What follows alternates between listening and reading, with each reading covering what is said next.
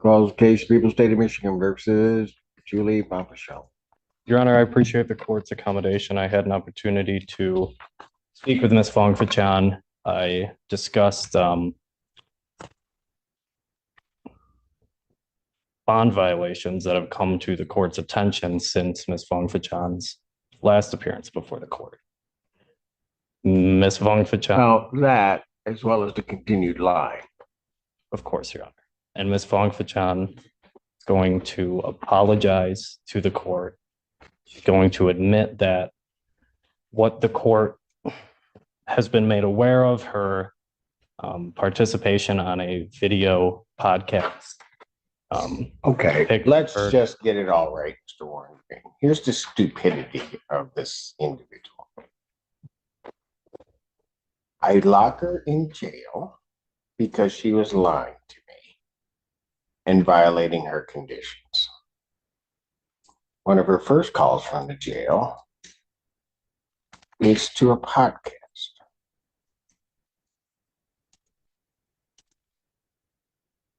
Am I right? That's correct, Your Honor. But then gets here and runs a ruse that she's really making the calls regarding her two children. Then, so not only does that then go on social media, there's then another one on social media of shortly after when she was arraigned, where she was violating her bond condition at that time. I've yet to figure out why she doesn't have a medical marijuana card if that's what she wants to do. But she doesn't, and then just continues to use. Lied to community corrections, then lied to me.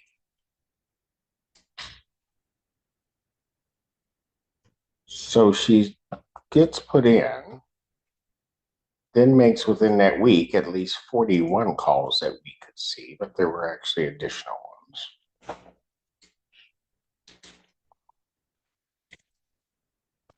Then can't wait a day after being released. Violates my order again. And Your Honor, that is my understanding of where we are today in its entirety. And Ms. Fong Fachan admits to all of those things. She did go into custody. She placed upwards of 120 to 130 phone calls, one of which was to a podcast. And I think that demonstrates to the court that her statements that she learned her lesson in custody, it may hinder that because Ms. Fong Fachan was laughing, joking on a podcast. Oh, yeah, she was. She thought it was all a game. Of course. And guess what? You can think it's a game. It's a game with me that you will never win. Understand. Ever. No, I don't think you do. Can't speak. No. Your Honor, that was the first week she was in custody. The following week, she lost phone privileges. She was released from custody, at which point she came before the court, apologized for what happened leading up to that. Lied to Mr. Feaster, so Mr. Feaster would lie to the court.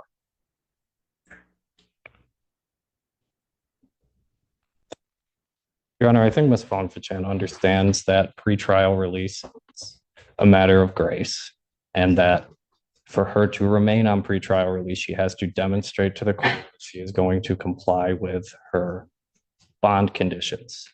She has had a turbulent journey on her bond so far. She's had several violations. There are renewed violations. She admits to all of those. She would ask the court to including that the THC cookies, the time release THC cookies was a lie. Ms. Fong Fachan understands that that story is not feasible, that when you inspect the claim that was made at her first probable cause conference, that it doesn't make any sense. And she'll admit that today to the court, that a number of things she said leading up to this have not made sense and have turned out to be false. And when a person, anyone puts himself in that position, you have to tell lies and lies and lies to kind of undo what you've done so far. I think Ms. Fong Fachan wants to ask the court for a clean start, to come clean, as to I thought we did that the last time. This is almost the same spiel I was getting last time, right before she got out and on film drank. right. God only knows why you'd be mixing anything with Red Bull, but what the heck? Understood, Your Honor. And she did drink. There's a video of her doing it. She doesn't Oh, yeah, deny. there is.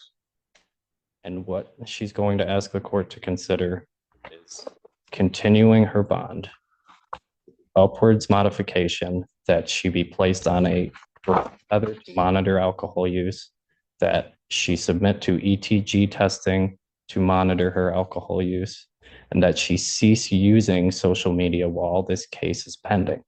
Ms. Fong Fachan is serious about resolving this matter. She's serious about taking care of her two children.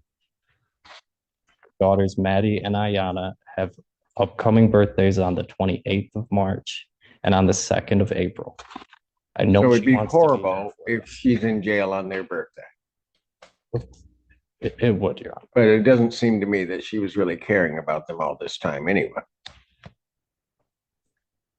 No, Because she would have never put herself in the jeopardy that she's in right now.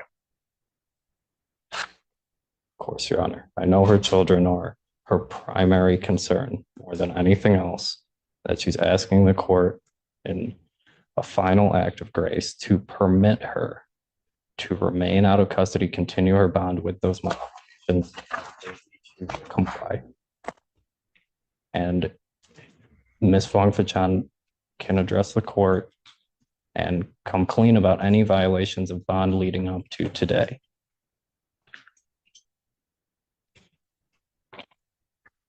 Go ahead. What does she want to tell me? Mr. Allen. I just wanted to apologize for starting off with a bad start with you. I hope that start over. I did my time for bond violation for 2 weeks. I messed up the first week the second week you revoked my phone privileges. I learned my lesson. I had some time to think about what I've done. And when I figured it out, I did have that cup of alcohol on the podcast. I truly thought that it was just no smoking weed, but I didn't know alcohol was a problem. But now I know. I do not have an alcohol problem. I was just drinking. How am I supposed to know that? You don't. That You don't. that now you've learned your lesson. I know. Tell me how I should know that. I know that anything that I say, you probably won't believe because we started off badly. Oh, and you lied. Yes, Your Honor. It's not just little lies, big lies. Every step you've done, you've been lying. So tell me why I should believe you now. I don't have a reason or any excuse to argue with that. I understand.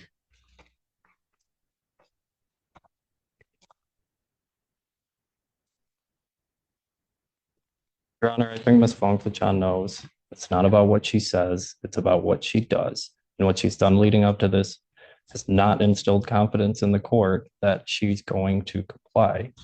We're asking the court to give her an opportunity to demonstrate that she's going to comply with the court's orders and perhaps present herself as a candidate for at the conclusion of this case.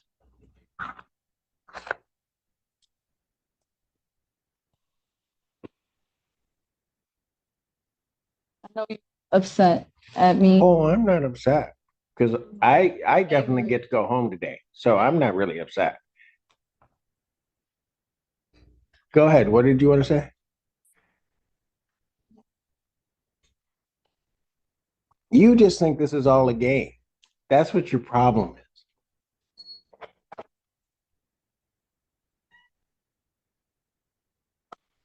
You do. You think this is all a game. I can say definitely I didn't take it seriously the first week. The second week after I stayed in, I had a lot of time to think.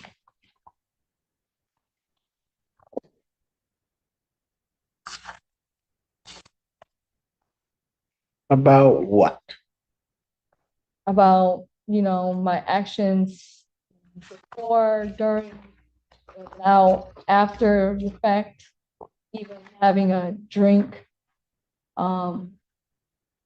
And I guess if you want to put me back in jail, I deserve it. Yeah, you do.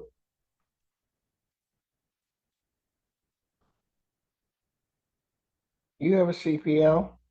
Yes.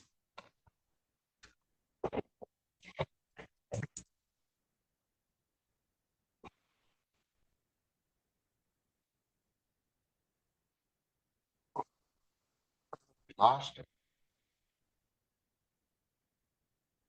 You know why? 'Cause you Not can't really. be smoking and have a CPL. That's probably another form you lied on.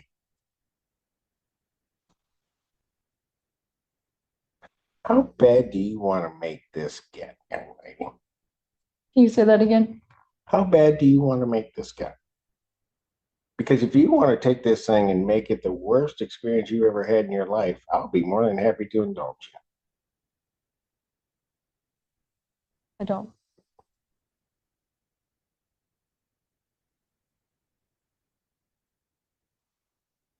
So whose rules are we going to play by? Yours, Your Honor. Absolutely.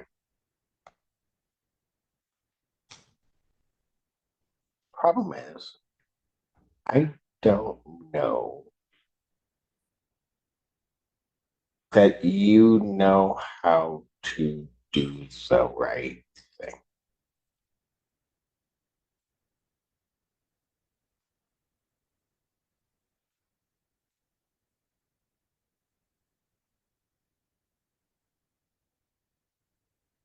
I think somebody that lies as much as you do about everything, it seems, and just kind of does what you want to do. Because you've probably been doing this your whole life. And that's why you can't change. May I have the opportunity to say a couple of things? Oh, absolutely. I'm sorry, Ms. Hughes. I appreciate it, Mr. Honor. Your Honor said something very interesting. You've probably always been this way, so that's why it's so hard to change. This behavior is exactly what this case is about. She's charged with R&O. She's charged with malicious destruction of a building. She went to her ex-boyfriend's business and kicked his front door of his business. The police arrived and she immediately started lying to the police. That she had just got there, that she hadn't kicked in the front door, that she didn't know what was going on. The police wanted to conduct their investigation, so they asked her to just wait in her car. That's all they asked her to do. And can you just wait in your car? And she took this as an opportunity to defy them rather than just listen to them. She told them, I'm not doing nothing. I don't need to go to my car. They asked her again, please go to your car. She decided to cut off Officer Cunningham, not allowing him to speak. He said, well, you can either wait in your car or you can wait in my car. She said, take me to jail, fuck it. Yes, go ahead, take me to jail. So I instructed her to put her hands behind her back, is what Officer Cunningham's report says. She then began to verbally and physically defy Officer Cunningham to the point that Officer Baldwin, another Ann Arbor officer, had to get involved. When Officer Baldwin approached, the defendant turned to Officer Baldwin and pulled her left hand away and said, don't make me swing on you, to a police officer. So yes, this is what she does. She lies and she wants to play by her own rules. So by continuously violating Your Honor's orders, this is just a game at this point. Your Honor, I'm asking that you remand her. I'm asking that her bond be revoked and that no bond be set at this time. Mr. Warren Green. Thank you, Your Honor. Ms. Fong Fachan, as the court knows, is a mother. She was previously employed at the University of Michigan, stocking shelves. She lost that job when she was remanded to custody, and I know that she is seeking reemployment. Ms. Fong-Fachan fully understands that the consequences of her actions. Does she though? Does she? I mean, I don't know anything about what was necessarily alleged in the case other than the charges, right? And then to hear that recitation of what this case is about and then look at this defendant's behavior, does she really? And I don't know why these kids keep coming up as some shield, because it appears to me everything she's doing is has nothing to do with them. She's just running her world.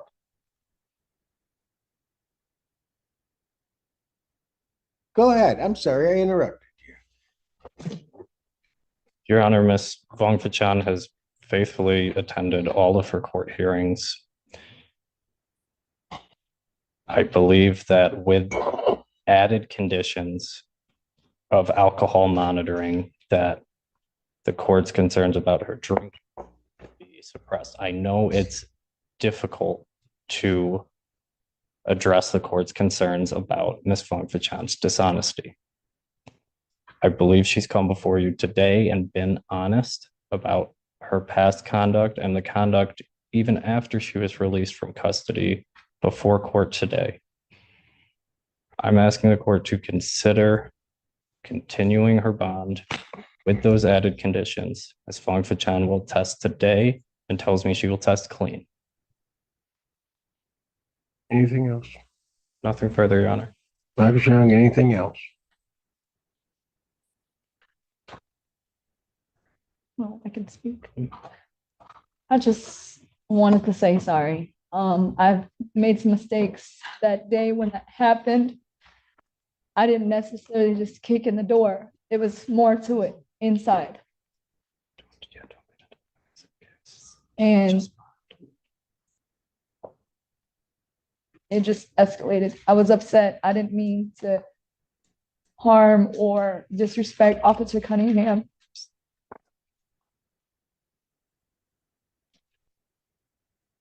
I didn't mean it for it to escalate that way. And I hope that I can apologize and make it right. I'm trying to.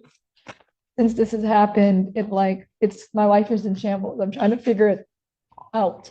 Being in jail doesn't, I get to sit and think about my actions and, actually learn from them. But being in there, I can't get things done. Like I have to figure out getting another job, paying the bills. Not that you care, but I'm trying. I'm trying to make it every court date. I quit smoking weed. If I can be placed on an alcohol tether or have to drop for, urine.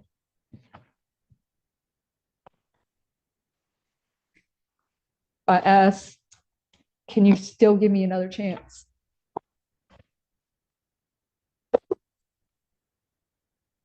And you said something very interesting. You said, I don't care. Not that I care.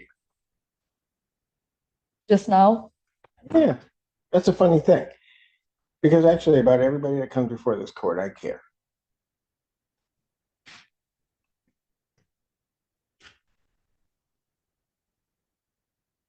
I do.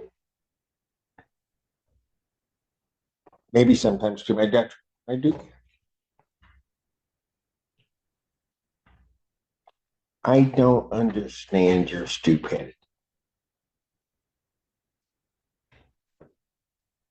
I just don't get it. And you're asking me to give you another chance. You got the first chance when you were first out. Put you in.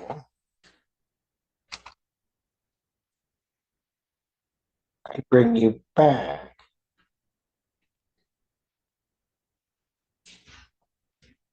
And you put me in a position where I can't give you another chance. So then you're in there another week.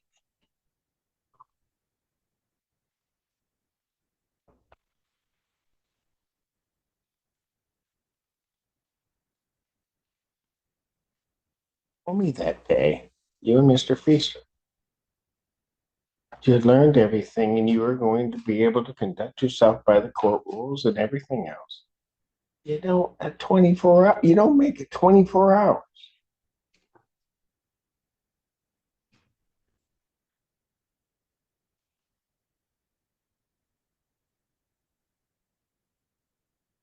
And you all think you just think that all of this is a joke.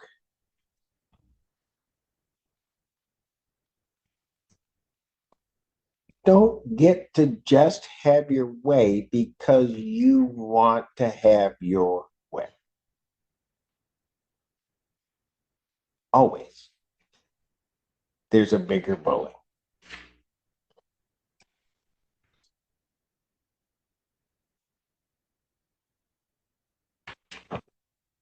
But if you think I am going to tolerate this, wrong judge. I know. I do not like sending people to jail, but I'm going to do my job. And if you can't cooperate, if you can't just do the simple things that are asked, none of this stuff is hard. None of it. But if you've got to pretend to all these folks that this doesn't bother you and you're just too cool for any of this, and you're just going to make it, well, okay, so be it. You can sit up there and be everybody's hero.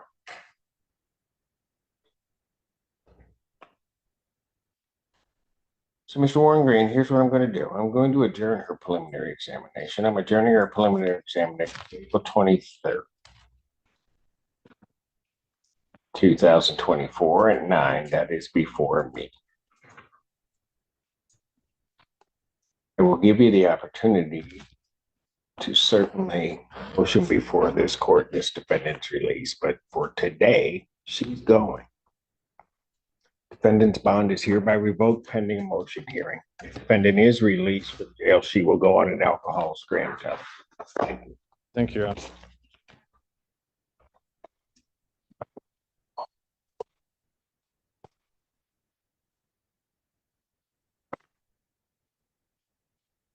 They just took somebody back, so I can't bring that one out. Mr. Warren Green, if you have that, you can set that on a Wednesday for